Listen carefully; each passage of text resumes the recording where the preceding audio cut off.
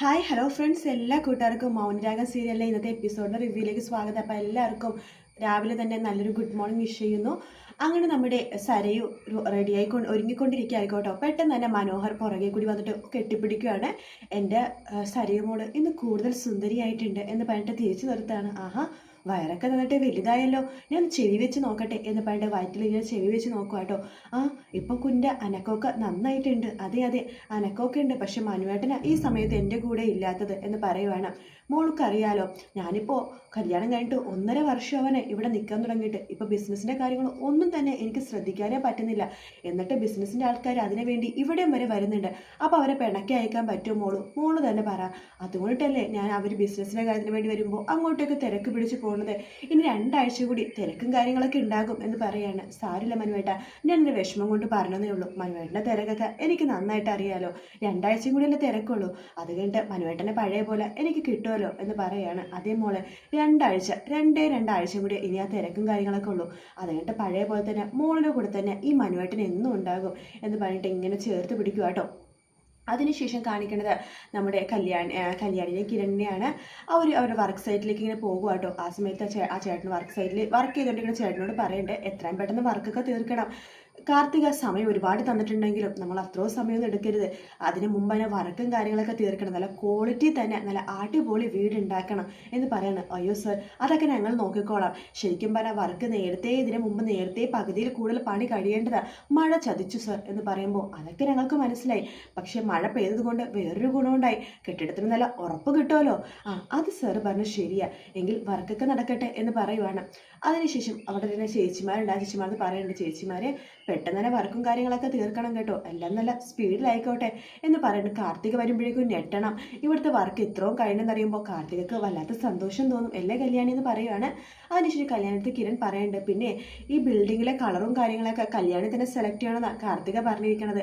അതെന്നോട് കാർത്തിക പറഞ്ഞിരുന്നു. ചേച്ചി പ്രത്യേകം പറഞ്ഞിരുന്നു ഏതൊക്കെ കളർ എവിടേക്ക് കൊടുക്കണമെന്ന് ഞാൻ തന്നെ തീരുമാനിക്കാൻ വേണ്ടി. അതൊക്കെ ഞാൻ ചെയ്തോളാം കിരണേട്ടാ എന്നിങ്ങനെ പറയുവാട്ടോ. അതിനുശേഷം നമ്മുടെ കിരൺ അങ്ങനെ നടന്നിങ്ങനെ പോകുവാണ്. പോയി കഴിയുമ്പോഴേക്കും അവിടെ കുറേ ബിൽഡിങ്ങിൻ്റെ കട്ടകൾ വെച്ചിട്ടുണ്ടാവും. അത് ബിൽഡിംഗ് ഉണ്ടാക്കുന്ന കട്ടകൾ വെച്ചിട്ടുണ്ടാവും. അതിലൊരു കട്ട കിരൺ പൊക്കിയെടുക്കുകയാണ്. എന്നിട്ട് നിലത്തേക്ക് ഇടുമ്പോഴേക്കും പെട്ടെന്ന് ആ കട്ട പൊട്ടുന്നുണ്ട് കേട്ടോ. അപ്പോൾ ആ ചേട്ടനോട് ചോദിക്കുന്നുണ്ട്, ഇതെന്താ ചേട്ടാ കട്ടയൊക്കെ പെട്ടെന്ന് പൊട്ടുന്നുണ്ടല്ലോ, നമ്മളെപ്പോഴും ഓർഡർ കൊടുക്കാനുള്ള സ്ഥലത്തു നിന്നല്ലേ കട്ട ഈ പ്രാവശ്യം വാങ്ങിച്ചത്?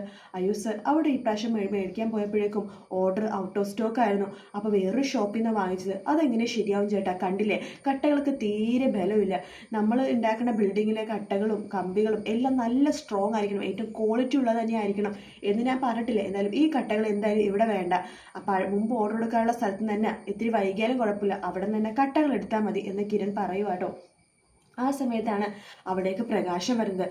പ്രകാശം വണ്ടിയിൽ നിന്ന് വളരെ അഹങ്കാരത്തോടു കൂടി തന്നെ ഇറങ്ങുവാട്ടോ. ഇറങ്ങിയ ശേഷം അവിടേക്ക് ഒന്ന് സൂക്ഷിച്ച് നോക്കുവാണ്. നോക്കിയിട്ട് ആ ചേട്ടനോട്, അതായത് കിരണും കല്യാണിയും ആദ്യം സംസാരിച്ചൊരു ചേട്ടനുണ്ട്, ആ ചേട്ടൻ്റെ അടുത്തേക്ക് പോവുകയാണ്. അപ്പോഴേക്കും കിരണും കല്യാണിയും കുറച്ചുകൂടെ മാറി നിൽക്കുവാട്ടോ.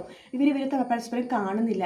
അപ്പോൾ ആ ചേട്ടനോട് ചോദിക്കുന്നുണ്ട് നമ്മുടെ പ്രകാശൻ, എന്താണോ പണിയൊക്കെ പെട്ടെന്ന് എടുക്കുന്നില്ലല്ലോ, ആകെ അലസതയാണല്ലോ, നിങ്ങൾക്ക് എന്താ ശമ്പളം കിട്ടണതിൻ്റെ പണിയൊന്നും തന്നെ ചെയ്യുന്നില്ലല്ലോ, ആകെ മടി പിടിച്ച് അടിഞ്ഞുകൂടി ഇരിക്കുകയാണല്ലോ എന്ന് പറയുമ്പോൾ, ഇതൊക്കെ സാർ ആരാ എന്ന് ആ ചേട്ടൻ ചോദിക്കുമ്പോൾ, ഞാൻ ആരാണെന്ന് നിനക്കറിയില്ലേ? ഇല്ല അറിയില്ല, അതുകൊണ്ടല്ലേ ചോദിച്ചത് ആരാണെന്ന് എന്ന് പറയുമ്പോൾ, എടാ ഞാനാണ് ഇവിടെ മേൽനോട്ടം വഹിക്കുന്ന ആള്. ഞാൻ മാത്രമല്ല, എൻ്റെ മോനും അതെ.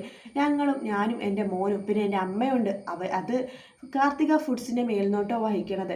ഇവിടുത്തെ കൺസ്ട്രക്ഷൻ്റെ കാര്യങ്ങളും അതുപോലെ തന്നെ ഇൻറ്റീരിയറിൻ്റെ കാര്യങ്ങളൊക്കെ നോക്കണത് ഞാനും എൻ്റെ മോനും കൂടിയിട്ടാ എന്ന് പറയുവാണ്. അതുകൊണ്ട് നിങ്ങൾ പണിയെടുക്കലൊക്കെ മോശമാണെങ്കിൽ ഞാൻ നിങ്ങളെ പറഞ്ഞു വിടും. എന്തായാലും നിങ്ങളുടെ പണിയൊന്നും എനിക്ക് അത്ര ഇഷ്ടമായിട്ടില്ല. ഞാൻ മോളെ ഒന്ന് കാണട്ടെ, ഞാൻ പറയുന്നുണ്ട് ഇവിടെ നിങ്ങൾ എത്രയും പെട്ടെന്ന് പറഞ്ഞു വിടാനായിട്ട്. സാറിൻ്റെ പണി നോക്കിപ്പോ, ഞങ്ങളിവിടെ ഏറ്റവും നല്ല പണികൾ തന്നെയാണ് എടുക്കുന്നത്. എന്താണ് നീ പറഞ്ഞത്? എൻ്റെ അടുത്ത് എൻ്റെ പണി നോക്കി പോകാനോ? ഞാൻ ആരാച്ചിട്ട് നീ ഇങ്ങനെയൊക്കെ പറയണത്? കാർത്തിക മേഡം എന്ന് നിങ്ങൾ പറയുന്നുണ്ടല്ലോ, അത് ആരാന്ന് നിങ്ങൾക്ക് അറിയാവോ? ഇല്ല അറിയില്ല. കാർത്തിക മേഡത്തിൻ്റെ ആരാ നിങ്ങൾ എന്ന് ആ ചേട്ടൻ ചോദിക്കുമ്പോൾ, അതെൻ്റെ മോളാണോ കാർത്തിക? എൻ്റെ മോളാ? സാറിൻ്റെ മോളോ? അതെ. എന്നിട്ട് ഞങ്ങൾ അങ്ങനെയൊന്നും കേട്ടിട്ടില്ലല്ലോ. നിങ്ങൾ കേട്ടിട്ടില്ലേ? എന്നാൽ നിങ്ങൾ കേട്ടോ, കാർത്തികയുടെ അച്ഛനാണ് ഞാൻ എന്ന് പറഞ്ഞിട്ട് പ്രകാശൻ അവിടെ നിന്ന് ഇങ്ങനെ പോകുക കേട്ടോ. അതിനുശേഷം പ്രകാശൻ പോയിക്കുമ്പോഴേക്കും ഒരു ചേച്ചി അങ്ങോട്ടേക്ക് വരുന്നുണ്ട്. അല്ല, ഇത് കല്യാണി മേഡത്തിൻ്റെ അച്ഛനല്ലേ? അതെ, അതെനിക്കറിയാം. അതുകൊണ്ട് അയാളെ വായന കേൾക്കാൻ വേണ്ടിയാണ് ചോദിച്ചത്.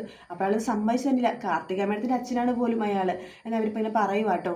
അതിനുശേഷം നമ്മുടെ പ്രകാശം വീണ്ടും കുറച്ചും കൂടി നടക്കുമ്പോൾ വേറൊരു പുള്ളിക്കാരനോട് പണിയെടുക്കുന്നുണ്ട്. എന്താണോ തനിക്കൊക്കെ പണിയെടുക്കാൻ ഇത്ര ബുദ്ധിമുട്ട്? മര്യാദയ്ക്ക് പണിയെടുക്കണോ, അല്ലെങ്കിൽ നിങ്ങളുടെ പണിയൊക്കെ ഇന്നത്തെ ഒരു ദിവസം കൂടി ഉള്ളൂ, നാളെ ഞാൻ നിങ്ങളെല്ലാവരും കെട്ടിക്കാൻ പോകുക എന്നൊക്കെ പ്രകാശം പറഞ്ഞിട്ട് അവിടെ നിന്ന് നടന്നുകൊണ്ടിരിക്കുന്ന സമയത്താണ് കിരണിനെയും കല്യാണിനെയും പെട്ടെന്ന് ഇങ്ങനെ കാണുക കേട്ടോ. അപ്പോൾ കിരണും കല്യാണിയും പ്രകാശിനെ കാണുന്നുണ്ട്. ഇയാളെന്താ ഇവിടെ കല്യാണി എന്ന് കിരൺ ചോദിക്കുവാണ്. ആ എനിക്കറിയില്ല കിരണേട്ടാ എന്ന് പറയുന്നുണ്ട്. ഇവരെന്താ ഇവിടെ? ഓ, ഇവർക്കായിരിക്കും കാർത്തിക മോള് പണി കൊടുത്തത്, രണ്ടിനും വെച്ചിട്ടുണ്ട് എന്ന് പറഞ്ഞിട്ട് പ്രകാശൻ അടുത്ത് പോവാ.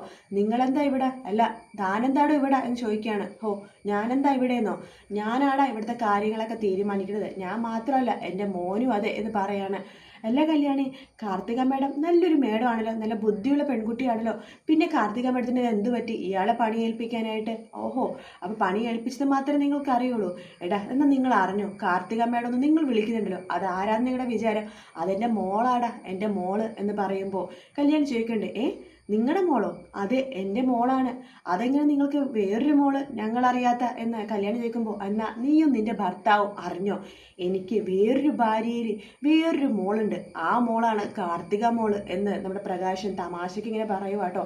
ആ സമയത്ത് കല്യാണിയും കിരണും ആകെ ഇങ്ങനെ ഞെട്ടുവാണ്. ഓ, ഇയാൾക്ക് തല കോളമാണെന്ന് തോന്നുന്നു കല്യാണി എന്ന് കിരൺ പറയുന്നുണ്ട്. അതേടാ, ഓളം തന്നെയാ. എന്തായാലും നിങ്ങൾ രണ്ടിൻ്റെ പണി ഇനി ഇവിടെ ആവശ്യമില്ല.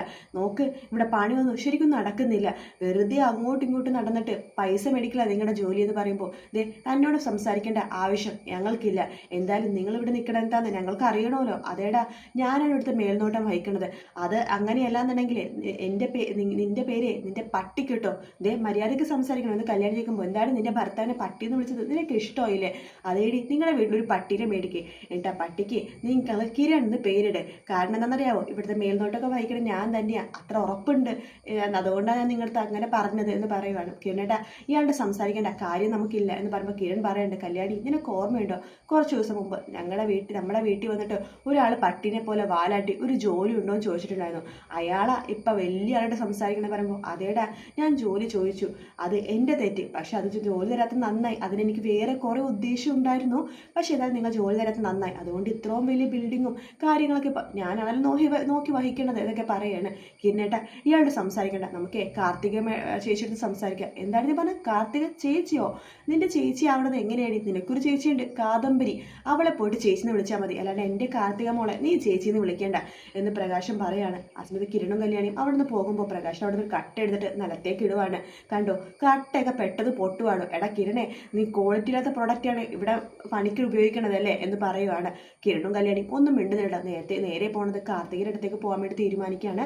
ആ സമയത്ത് പ്രകാശം മനസ്സിൽ വിചാരിക്കുകയാണ്, ഈശ്വര, ഇവരെങ്ങാനും ഈ കാർത്തികമ്മയോട് പോയിട്ട് സത്യങ്ങളൊക്കെ പറയുമോ? അതിനു മുമ്പ് സത്യങ്ങളൊക്കെ ഞാൻ വിളിച്ചു പറയാം എന്ന് പറഞ്ഞിട്ട് കാർത്തികയുടെ നേരത്തെ തന്നെ പ്രകാശം വിളിക്കുന്നുണ്ട് കേട്ടോ. അങ്ങനെ കിരണും കല്യാണിയും കാർത്തികയുടെ അടുത്ത് പോകുന്നുണ്ട്. അതിനുശേഷം കാർത്തിക പറയണ്ട, ആഹാ നിങ്ങൾ രണ്ടുപേരും വാ ഇരിക്കുക എന്ന് പറയുവാണ്.